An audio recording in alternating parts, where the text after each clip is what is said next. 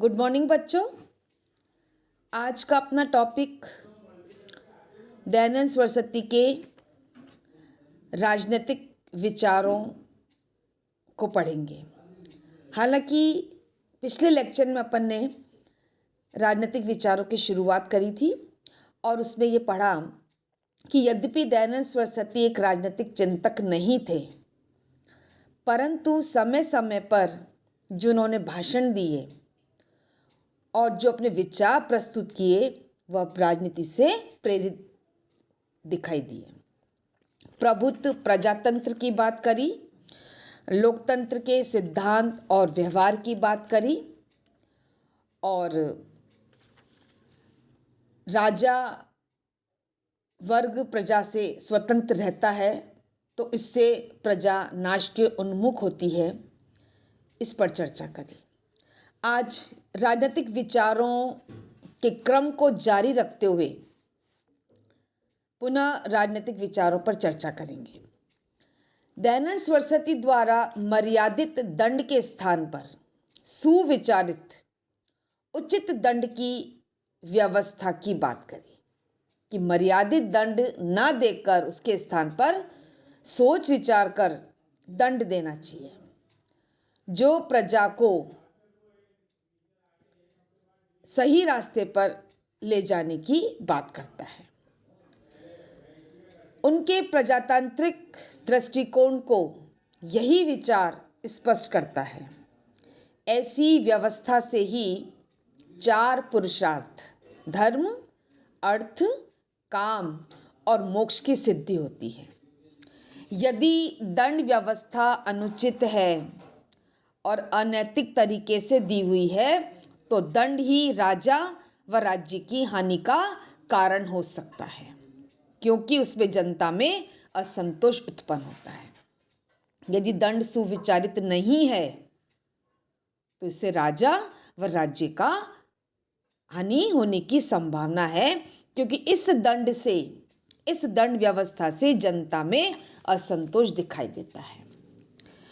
दयानंद सरस्वती ने अपने लोकतंत्र को वर्ग विशेष अथवा जाति विशेष का समर्थक नहीं बनाया।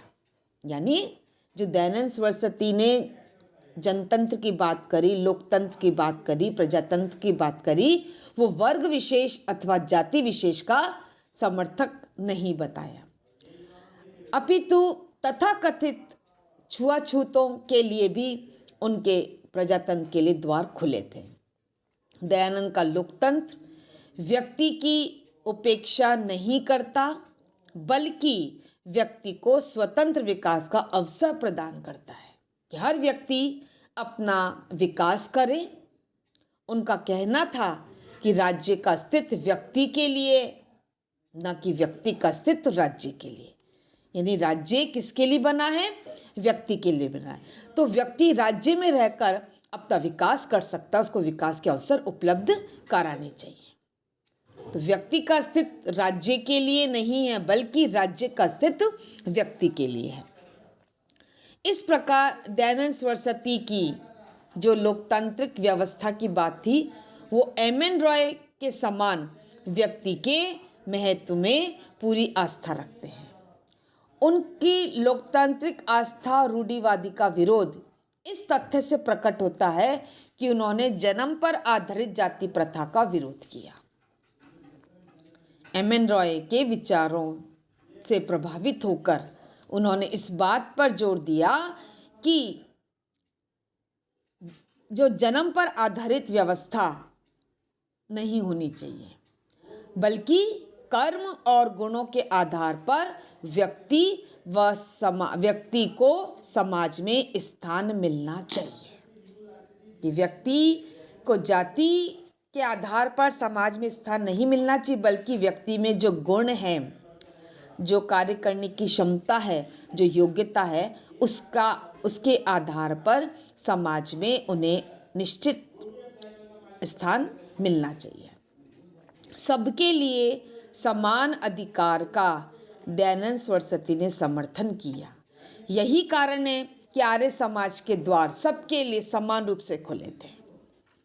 जो आर्य समाज की स्थापना उन्होंने 1875 में बम्बई में करी और वेदों की ओर लौट जाने का जो मंत्र दिया, इस आर्य समाज के द्वार सभी वर्गों के लिए समान रूप से खुले हुए हैं। उनकी समानता में इतनी गहन आस्था थी कि अनुचित कार्य के लिए राजा को भी सामान्यतः व्यक्ति के समान दंड देने की वो बात करते थे कि यदि राजा ने कोई अपराध किया है, जो गलत काम किया है, तो वही दंड उससे मिलना चाहिए जो एक सामान्य व्यक्ति को दिया जा रहा है। इस प्रकार दयानंद सरस्वती के लोकतांत्रिक सिद्धांतों में हमें स्वतंत्रता, समानता और भाईचारे का एक अनूठा संगम देखने को मिलता है। उन्होंने हमेशा किसकी बात करी? स्वतंत्रता की बात करी, समानता की बात करी और भ्रातृत्व की बात करी। राजनीतिक विचारों के इस क्रम में उन्होंने ग्राम प्रशासन पर भी अपने विचार प्रस्तुत किए। दयानंद का अनुरोध एक ऐसे विशाल राज्य का निर्माण करना है जिसकी इकाई गांव हो, यानी गांव से उन्होंने राज्य की बात करी। गांधी जी से पहले दयानंद सरस्वती ने राजनीतिक और सामाजिक व्यवस्था के पतन पर खेद प्रकट किया और मनुष्य के आधार पर, मनुस्मृति के आधार पर गांवों को प्रशासन तंत्र का अभिन्न अंग बनाने का विचार किया कि हमारे प्रशासन का जो अभिन्न अंग है वो एक ग्राम होना चाहिए, गांव होना चाहिए। ये विचार दयानंद सरस्वती ने मनुस्मृति से प्राप्त किए।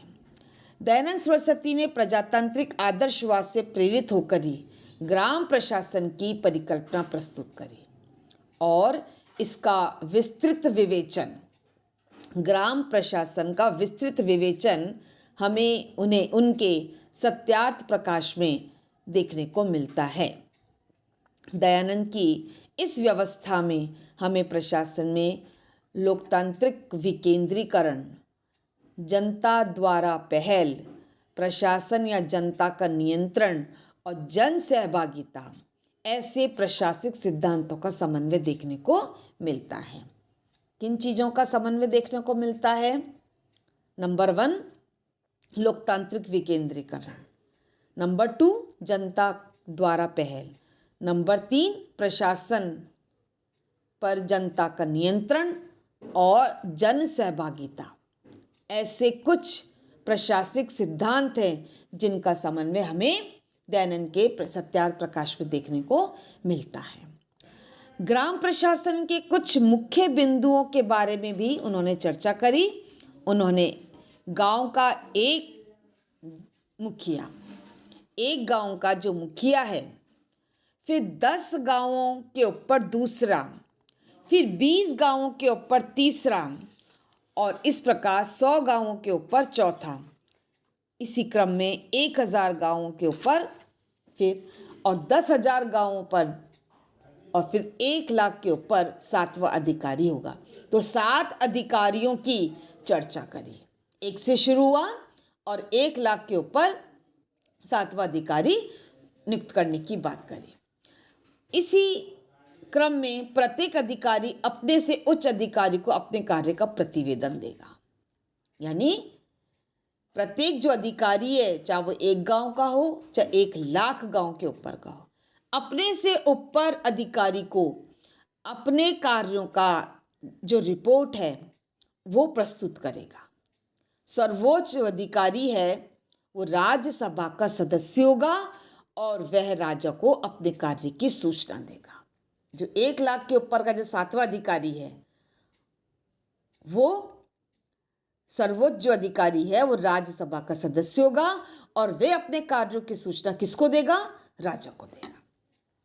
तो इस प्रकार दयानंद सरस्वती के ग्राम प्रशासन संबंधी जो विचार थे पर्याप्त सुनियोजित और वैज्ञानिक प्रतीत होते हैं, बिल्कुल सिस्टमेटिक, साइंटिफिक, जिसमें शक्ति का उचित प्रकार से प्रत्यायोजन किया गया, प्रदत्त किए गए अधिकारों को, शक्ति को डेलीकेट किया गया, प्रदत्त किया गया, जिसको प्रत्यायोजन कहा गया है, जिसमें शासन सुचारू रूप से चलाया जा सके। शासन व्यवस्था सरल तरीके से चलाई जा सके।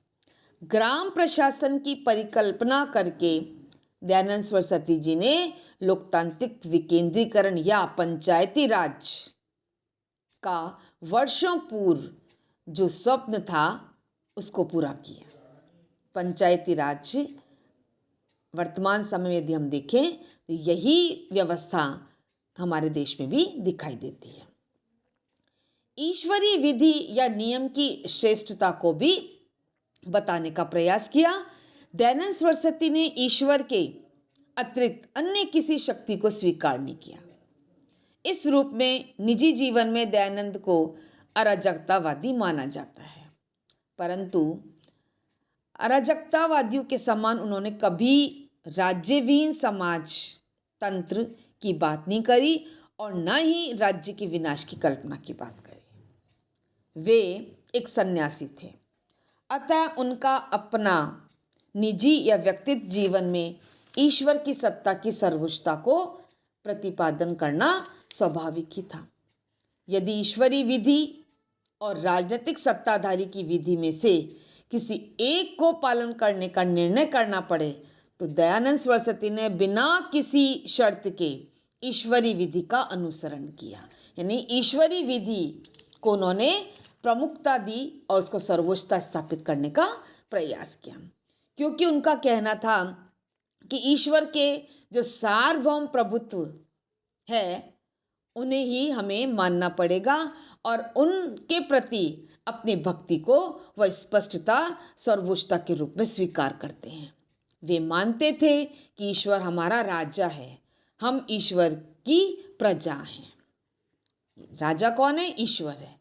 तो उन्होंने हमेशा ईश्वर की सत्ता की सर्वोच्चता का प्रतिपादन किया, सार्वभौम संप्रभुता के रूप में उसको स्वीकार किया और ये कहा कि ईश्वर हमारा राजा है और हम ईश्वर की प्रजा हैं, उसकी जनता हैं।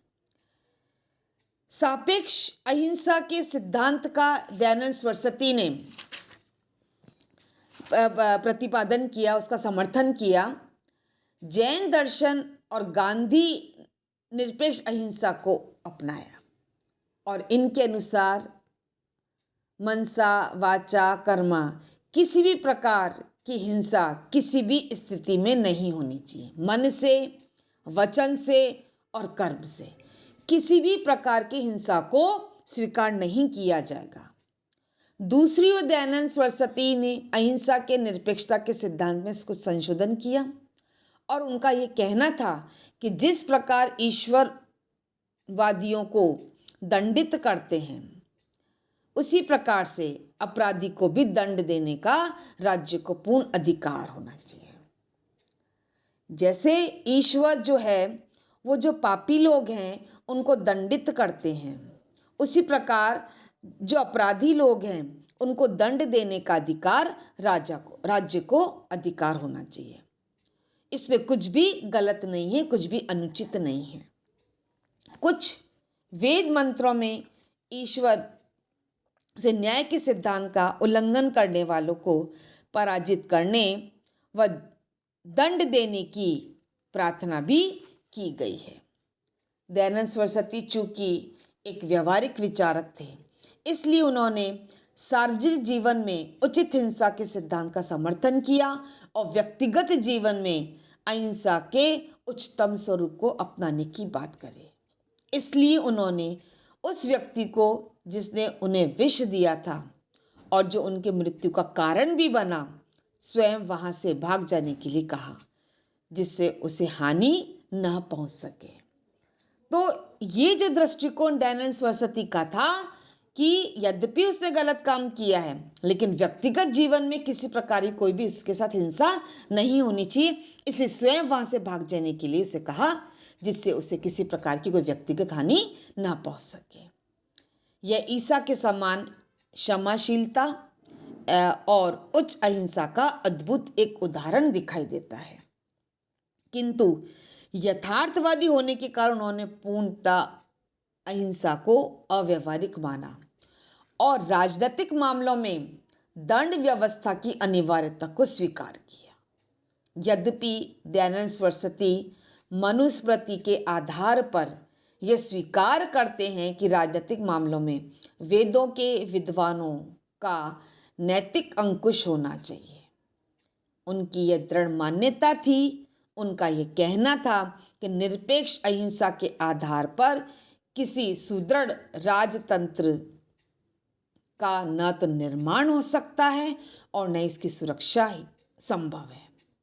एक यथार्थवादी दार्शनिक होने के कारण उन्हें पूर्ण शांतिवादी होने की संज्ञा भी नहीं दी जा सकती। क्यों? क्योंकि उन्होंने स्पष्ट कहा कि आवश्यकता पड़ने पर राजनीतिक मामलों में दंड की व्यवस्था अनिवार्य होनी चाहिए और इस बात को स्वीकार किया कि यद्यपि सामाजिक जीवन में उचित हिंसा के सिद्धांत की बात करी, लेकिन व्यक्तिगत जीवन में उन्होंने अहिंसा को उच्चतम स्वरूप को अपनाने की बात करी। धन्यवाद।